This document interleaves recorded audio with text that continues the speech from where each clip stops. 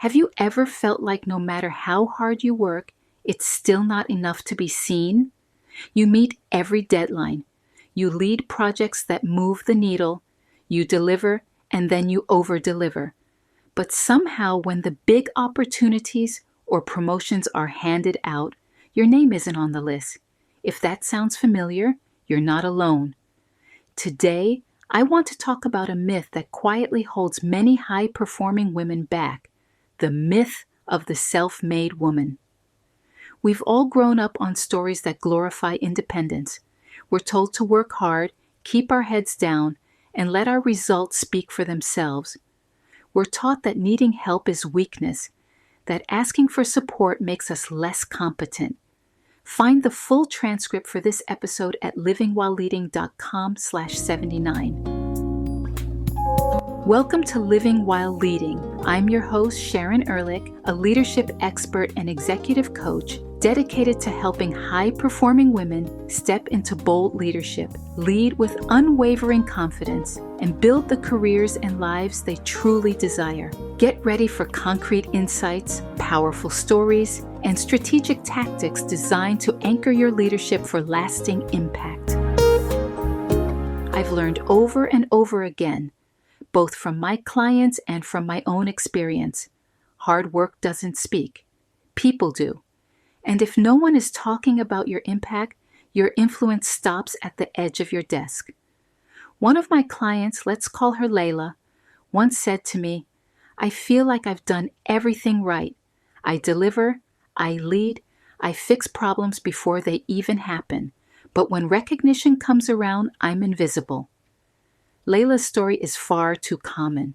She believed that asking for visibility or sponsorship somehow meant she hadn't earned her success.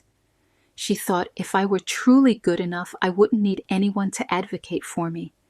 That mindset kept her overworked, under-recognized, and exhausted. Because while she was busy proving her worth, others were busy amplifying theirs through relationships, allies, and advocates who mentioned their names in rooms they hadn't even entered yet. So one day, I asked her a simple question. Can you name a single leader you admire who truly made it on their own? She paused for a moment and said, "When you put it that way, probably not." Exactly. Every so-called self-made success story is actually a network-made one.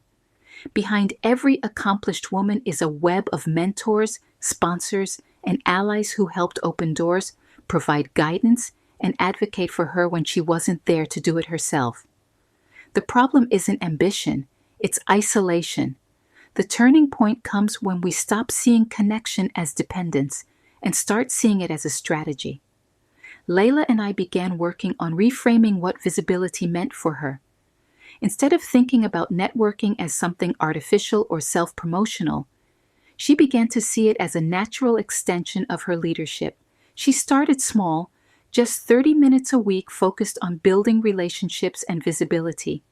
She reconnected with former colleagues she admired. She shared short progress updates with her leadership team. She joined an internal community that aligned with her expertise.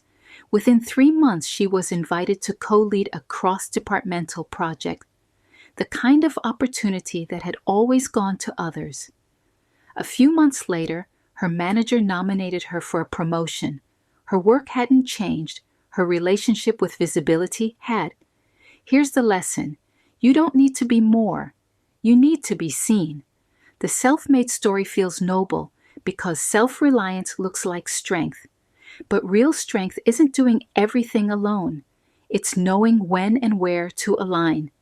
Visibility isn't vanity. It's value amplification. It's how others learn to trust your leadership and decide to back your next move. If your work isn't being recognized, it's not because it isn't good enough. It's because it's traveling alone. And that's a solvable problem. So if you're listening to this and thinking, that's me, here are 3 small shifts that can change everything. First, move from proving to partnering. Stop waiting for a project to be perfect before involving others.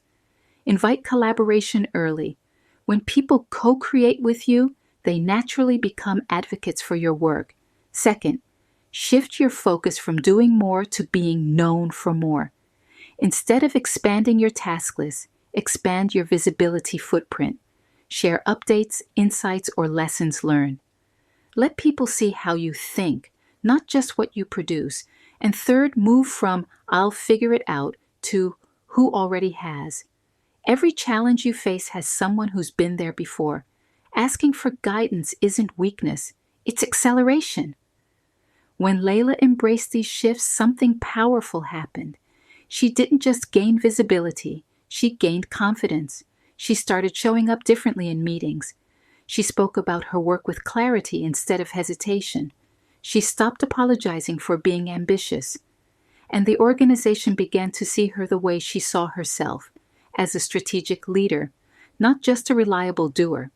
If you recognize yourself in her story, remember this: you're not behind, you're just unamplified. You don't need to become someone else. You need to let others see who you already are, capable, credible, and deserving of support. Because when you stop trying to be the self-made woman and start building a supported success story, everything changes. Your confidence grows, your opportunities multiply, and your impact becomes unignorable. So here's a reflection for you. Who in your network could you reach out to this week? Not to ask for something, but to share something meaningful about the work you're doing and why it matters. That one small conversation might be your first step from invisible to unignorable. If you're ready to be seen, be backed, and be unignorable, I'd love to help you make that happen. Visit the Work with Sharon page at livingwhileleading.com. Until next time, keep leading, keep shining, and keep building the network that carries your brilliance forward.